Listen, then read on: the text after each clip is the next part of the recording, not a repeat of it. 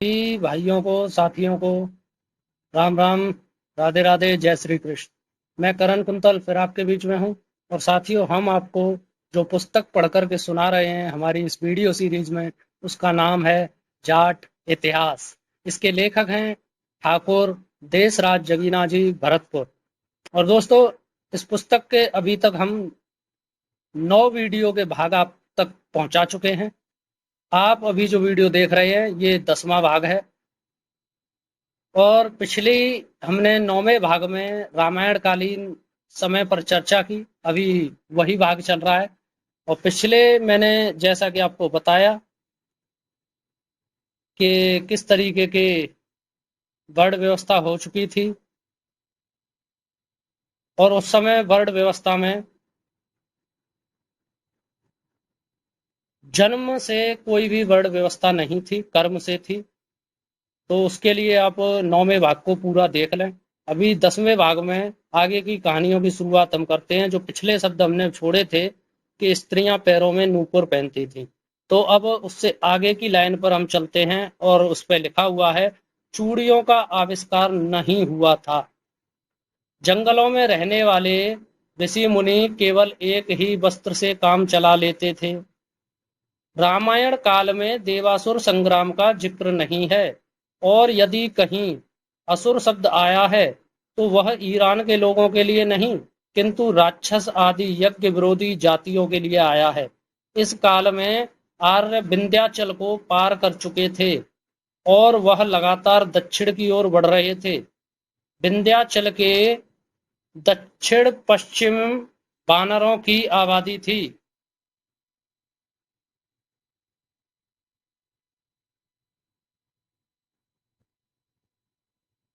पंपा सरोवर इनका मुख्य स्थान था।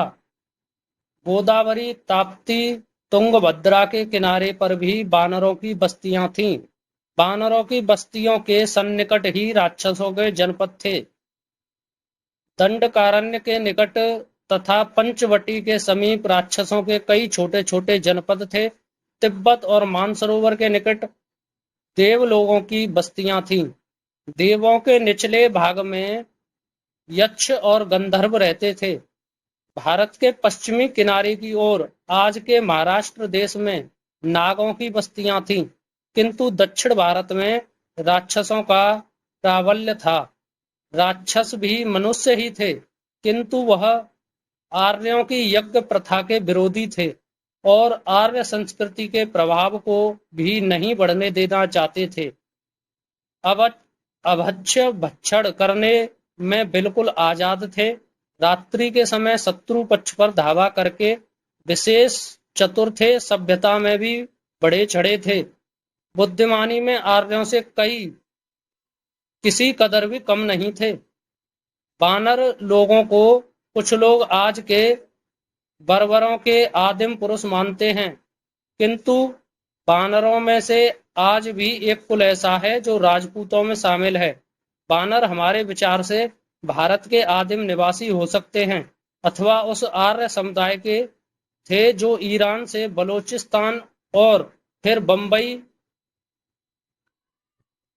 रहाते से विंध्य के दक्षिण में पहुंच गए थे। यह लोग यज्ञ प्रथा से न तो प्रेम करते थे, न यज्ञों के विरोधी थे। बड़े लड़ाकू थे। फल फूल मेवा खाना अधिक पसंद करते थे। युद्धों में पत्थर और लकड़ों से काम चलाते थे। विवाह के मामलों में आजाद थे, किंतु अपनी ही जाति के साथ विवाह करना अधिक पसंद करते थे। कुछ लोग अन्य जाति और देश की भी स्त्रियों के साथ विवाह कर लेते थे। वह अपने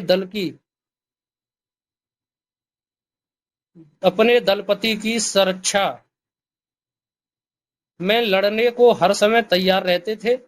खेती व व्यापार का इनमें बहुत कम रिवाज था। शत्रु को बांधने के लिए हर समय लूम बांधे रहते थे।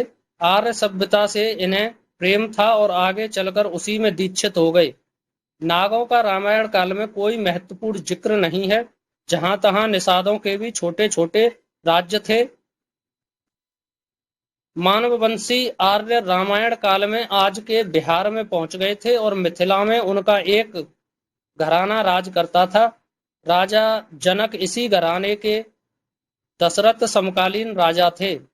विशालपुरी में राजा सुमित राज करता था। दक्षिण कौशल में राजा भानुमान का राज था। चंद्र वंशियों का समुदाय अंग देश तक पहुंच गया था और राजा सोमपाद अंग देश में राज करते थे। वास्तव में रामायण काल में आर्य सभ्यता पूर्ण यौवन पर थी। पिता के आगे न तो पुत्र मरते थे और न विधवाएं होती थी, और ऐसा होता भी था तो उसमें राजा का कसूर समझा जाता था। प्रजा के स्वास्थ्य और जान माल का राजा उत्तरदायी समझा जाता था। इतिहासकार रामायण के पश्चात आर्य संस्कृति का समय विभाजन करते हुए महाभारत काल की चर्चा करते हैं। यह काल विभाजन ऐसा है जिसका प्रयोग देशी विदेशी दोनों प्रकार के इतिहास वेत्ता करते हैं। हम भी उसी मार्ग का अनुसरण करते हैं।